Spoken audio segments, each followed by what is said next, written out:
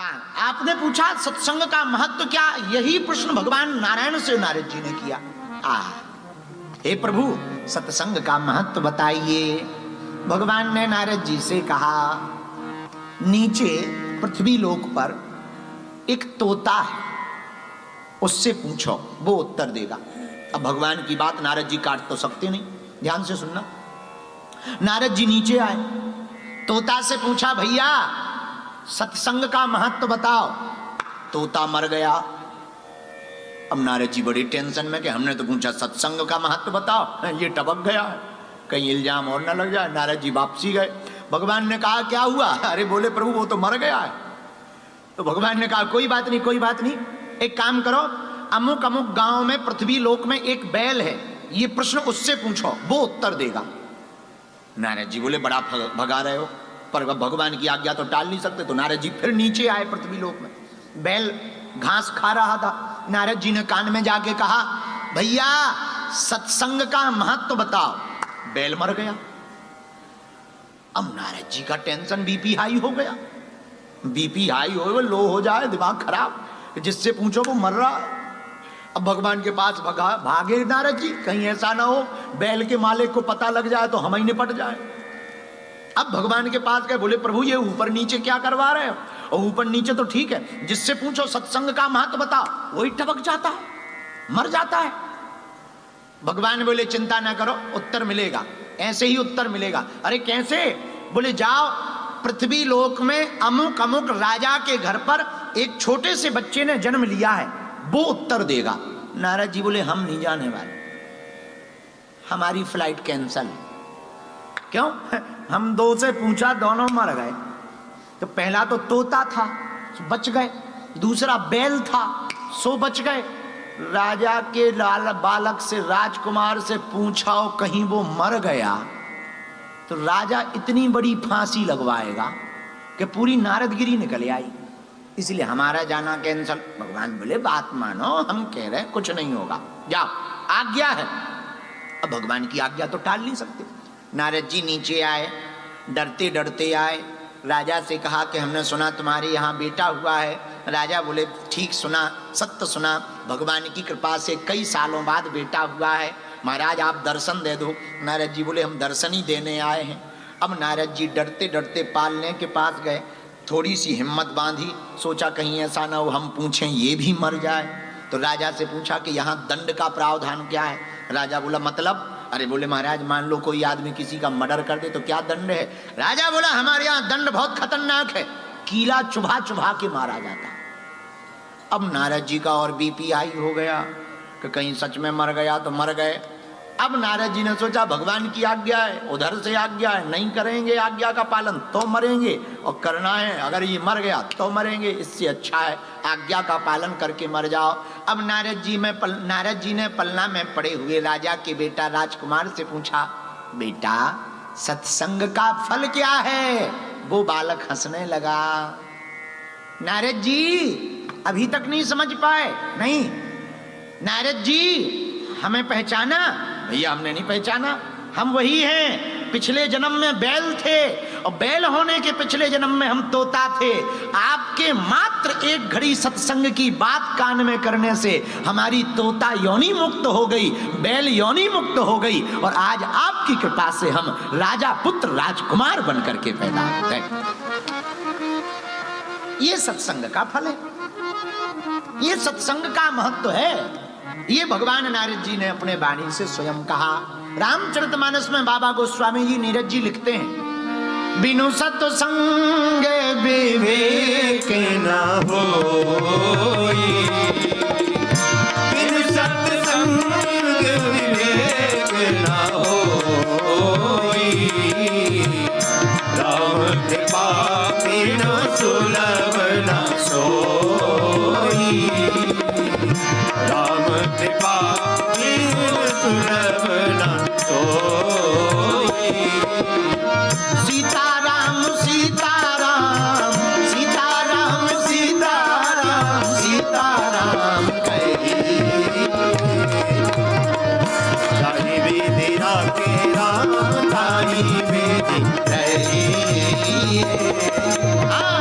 तारी बेदी दे राखे राम ताही वेद रही।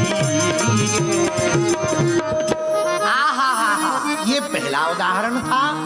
अब सत्संग की महत्वता का दूसरा उदाहरण सुनो। एक घटना घटी। किसी गांव में सेठ जी रहते थे। उनका बालक बड़ा नास्तिक था, भगवान की भक्ति नहीं करता था। जिनके बेटा बेटी भजन ना करते हो वो ध्यान से सुनो कथा को। आहा, बालक बड़ा नास्तिक, भजन नहीं करता।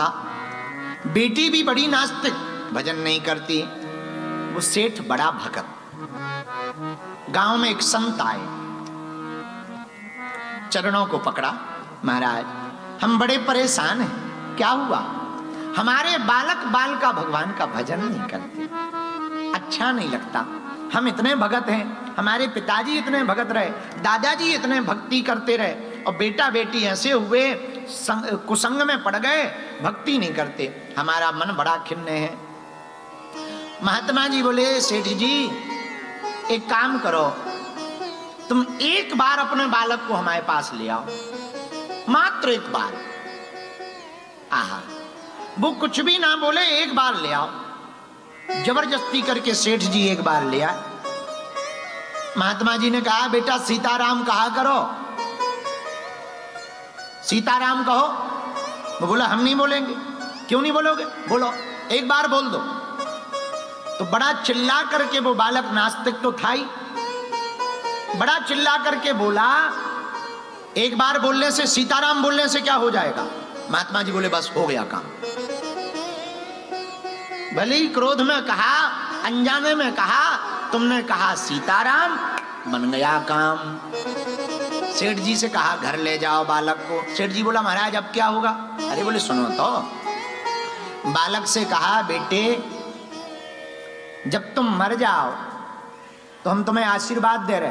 बालक बोला, मरने का? बोले, नहीं नहीं, मरने का नहीं। जब तुम मर जाओगे तो तुमको होश रहेगा, पर एक बात हमारी मान लो, पूरे जीवन भर भजन मत करना, पर जब मर जाओ भगवान तुमसे कहें कि तुमने पूरे जीवन भर नास्तिकता की, केवल एक बार सीताराम कहा, इसका फल क्या चाहते हो?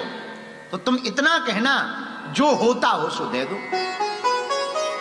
बस इतने बात। बालक बोला, ठीक है महाराज। पूरे जीवन भर उस बालक ने भजन नहीं किया, तो मर गया। जैसे ही मरा तो होश था संत की कृपा से, तो यमराज के सामने बही खाता रखा गया। यमराज ने कहा, पूरे जीवन भर तुमने भजन नहीं किया, सिर्फ एक बार भजन किया, सीताराम कहा, बताओ इसका फल क्या चाहते हो? सेठ के बालक को याद आ गया, गुरुजी ने कहा था, उन महात्मा जी ने, बाबा जी ने कहा था। बोले, यमराज जी महाराज, जो फल होता हो सो दे दो। अब यमराज ने पूरी बही खाता खोल मारे, पर ये पता नहीं लगा पाए कि एक बार कहने का फल क्या है। ऐसा कोई फल लिखा ही नहीं। अब यमराज का दिमाग खराब, धर्मराज जी के पास गए। धर्मराज जी बोले, इसका कोई बही खाता है ही नहीं। बोले, तो क्या करें?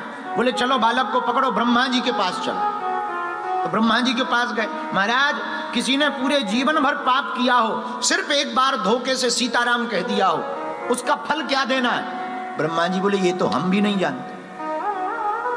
कौन जानता? बोले, शंकर जी, क्योंकि वो दिन ना रात सीताराम सीताराम करते रहते। अब भोले बाबा के पास गए। महाराज, इस बालक ने पूरे जीवन भर पाप किया, बस एक बार धोखे से सीताराम कह दिया, अब बताओ इसको फल क्या देना है? भोले बाबा बोले, ये तो हम भी नहीं जानते हैं, अब क्या किया जाए? भोले बाबा बोले, जिनका नाम है वही बता सकते, वही जान ही जी है देह जनाई, जानत तुम्हीं हुई जा। वही जान सकता जिसे भगवान जना देवे। अब शंकर जी, ब्रह्मा जी, धर्मराज उस बालक को पकड़ करके भगवान श्री हरि नारायण के पास पहुंचे। प्रभु, इस बालक ने पूरे जीवन भर पाप किया, एक बार धोखे से आपका नाम ले लिया, अब आप ही बताओ इसका फल क्या है। भगवान बोले भैया इसको यहीं छोड़ जाओ, जब बताओ ये हमारे लोक तक आ गया एक बार का नाम जपने से, इससे बड़ा फल क्या हो सकता है? हमारे धाम आ गया, जिस धाम को पाने के लिए बड़े बड़े अमलात्मा बिमलात्मा महात्मा भजन करते, तप करते, जप करते, ध्यान करते, यज्ञ करते, दान करते, तब उन भगवान की सिर्फ एक झलक दिखाई देती, और इसने धोखे से ही सही एक बार नाम ले लिया, तो बताओ हमारे धाम आ गया, इससे बड़ा क्या फल हो सकता है? नीरज जी ये सत्संग का फल है। आपने पूछा सत्संग का फल क्या, महत्व क्या?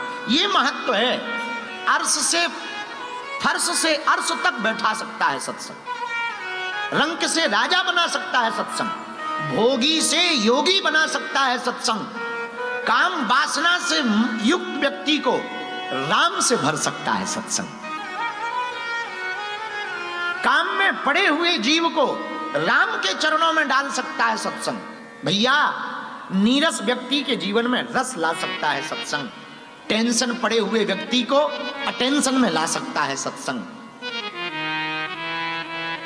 बर्बाद जिंदगी को आबाद कर सकता है सत्संग। और हम तो इतना कह सकते हैं भैया सत्संग कितना भी क्षणिक हो जाए, एक घड़ी आधी घड़ी आधी में पुनियाद, और तुलसी चर्चा राम की हरहि कोटि अपराध। एक घड़ी हो जाए, आधी घड़ी हो जाए, भैया एक पल भी तुम सीताराम कह लो, एक क्षण भी सीताराम कह लो, इतने में ही तुम्हारा कल्याण हो जाएगा। बोलो सीताराम, जोर से बोलो।